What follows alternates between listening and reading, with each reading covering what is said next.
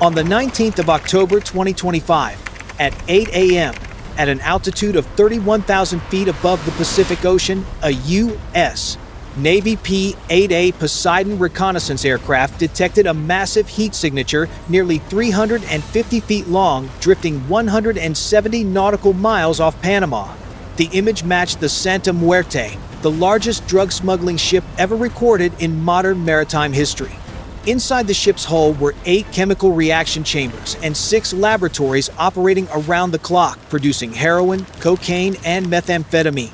Intelligence estimated over 170 tons of synthetic drugs, worth more than $25 billion. 300 civilians from 20 nations were forced to work 16 hours a day under brutal conditions. Among them were 80 Americans, including a firefighter from Houston and an engineer from Texas. Many exhausted, chemically poisoned, and unconscious. The ship was guarded by the cartel's private army with 12 M134 guns, 1,800 rifles, 30 grenade launchers, 10 air defense systems, and 2 armed helicopters circling above. At the center of power was Gonzalo Elizabachi Morales, a globally wanted criminal responsible for more than 2,400 violent acts across 3 continents. This time, he would not escape.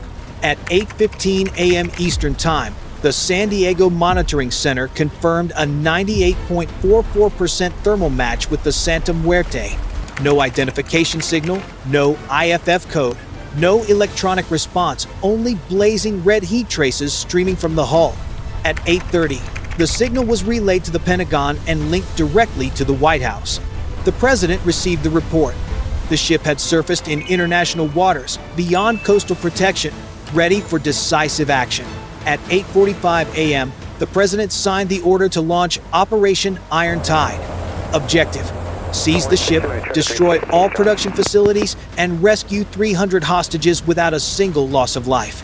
The command was transmitted instantly to the U.S. 2 Pacific Fleet Headquarters, marking the start of the largest coordinated strike in 2 decades.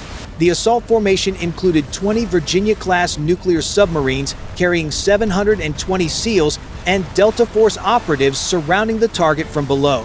From the north, 4 Arleigh Burke-class destroyers, equipped with Aegis radar and CIWS defense systems, moved into position, forming a ring of firepower to secure the skies around the target. From the south, 6 littoral combat ships, specialized in electronic and cyber warfare, advanced. To the east, 2 U.S. Heavy Coast Guard cutters, including the USCG Stratton, cut across the sea. Overhead, 2 KC-135 refueling aircraft and 4 P-8A Poseidons locked the skies, maintaining surveillance and in-air refueling networks. 2 MH-60R Seahawks were placed on standby for combat and rescue. 120 Spectre Hawk stealth UAVs launched from a forward base, each carrying a micro-warhead lethal within 5 feet. At exactly 9 a.m., 60 Hammerhead X unmanned submarines approached the waters surrounding the Santa Muerte. They activated full-spectrum electromagnetic jamming, paralyzing all enemy radar and GPS systems. Every satellite signal was cut, all communication channels drowned in white noise. The ship went blind and deaf in the middle of the ocean, its command deck unaware as every screen went black. At 9:15 a.m., the first UAV wave pierced through the clouds, striking 12 strategic points on the deck. Each blast was precise to the meter. No fire, no hull breach. 4 minutes later, the next wave collapsed the bridge and rear weapons tower. Infrared cameras showed guards falling instantly, no reaction. Enemy radar silent. By 9:30 a.m., Santa Muerte's outer defense network had collapsed. No missiles, no jamming, no escort vessels. The sea lay calm but teeming with motion beneath. 12 Virginia-class submarines surfaced, forming a 360-degree perimeter, the water swirling as SEAL teams emerged through thick mist. Each carried silenced M4S, MP7S, night vision goggles, and rebreathers. Above, UAVs flew low, tracking every movement and scanning for signs of resistance. At 9:45, all units were in position.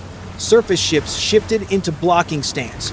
USCG Stratton intercepted a fleeing speedboat, disabling its engine with a laser-guided round in seconds. All crew aboard the boat surrendered without resistance. Underwater, Hammerhead drones continued broadcasting jamming signals to maintain aerial control. Inside the ship, chaos spread as cartel mercenaries panicked, completely cut off from command. At 10 a.m., the main assault phase began. 12 Virginia submarines aligned around the target. Hatches opened seal and Delta teams surfaced one after another. The sea was flat, the sky thick gray, visibility barely 30 meters. They carried full combat gear, suppressed carbines, fiber optic scopes, breaching kits, and rebreathers. All communication was encrypted using short-burst UHF signals to avoid detection. Command was decentralized to eliminate single points of failure. Overhead, Spectrehawk drones dropped to low altitude, maintaining real-time infrared imagery.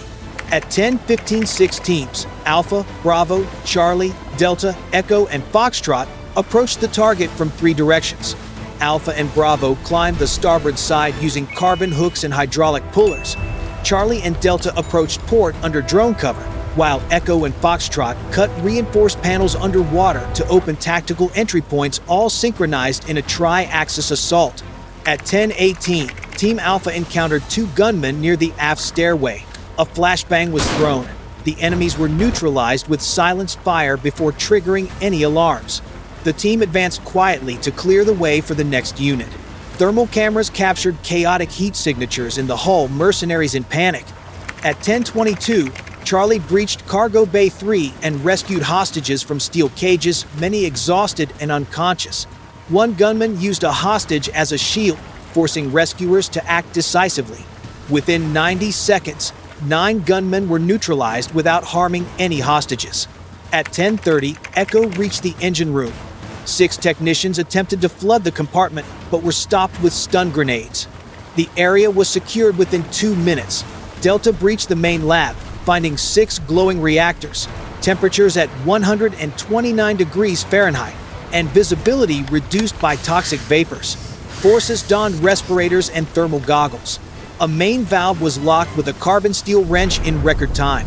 The maneuver took only 37 seconds. 1 second's delay could have detonated the entire section with devastating heat and a 90-foot blast radius. Simultaneously, Bravo breached the armory floors piled with 7.62 millimeters ammo, grenade launchers, and minigun parts mid-assembly. Booby wires lined the entry. A commando used a fiber optic camera to trace each filament linked to explosives that could destroy the hull if triggered. 2 minutes later, all traps were cleared.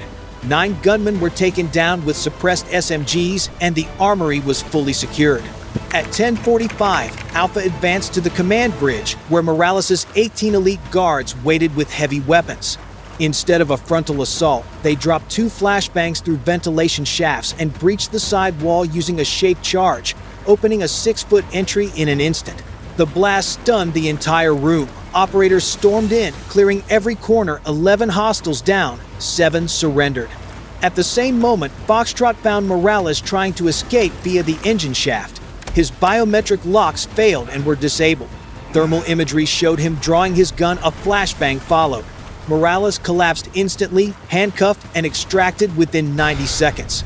By 11 a.m., all compartments were secured, reactors shut down, hostages safe. The mission completed in 9 minutes and 32 seconds. Weapons seized, the sea fell silent again. In 9 minutes and 32 seconds, a $25 billion drug empire collapsed. 300 hostages rescued. No civilian casualties. No operator lost. By 1 p.m.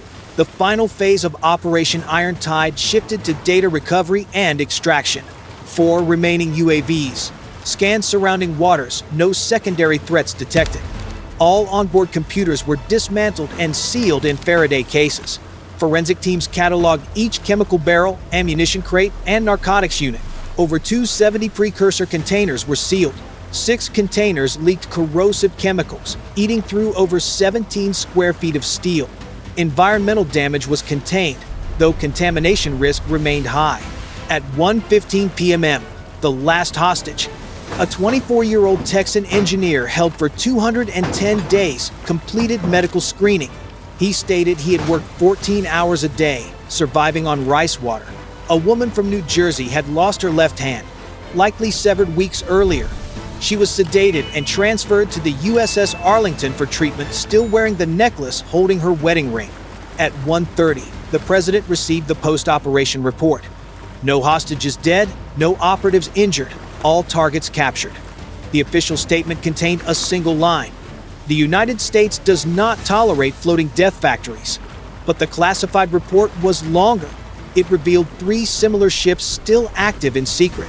It warned of a new alliance between South American cartels and African shipping companies, confirming that anti-jamming drone technology was being trafficked from Eastern Europe to criminal hands. The message was clear. This was not an ending, but the dawn of a new era of oceanic operations. At 1:45 p.m., the last U.S. operatives departed the ship. The warships USS Stratton and Arlington escorted Santa Muerte toward a secure port. The Pacific was calm again, the skies over Panama dimming. The final signal echoed through the fleet: target captured, hostages safe, justice at sea delivered. The world watched as the most advanced navy on Earth completed its mission in under 10 minutes. The sea calmed, the waves stilled, and justice rose. If you found this video valuable, hit like and subscribe so you don't miss future analyses. This is Shield Military, where every strike carries a story.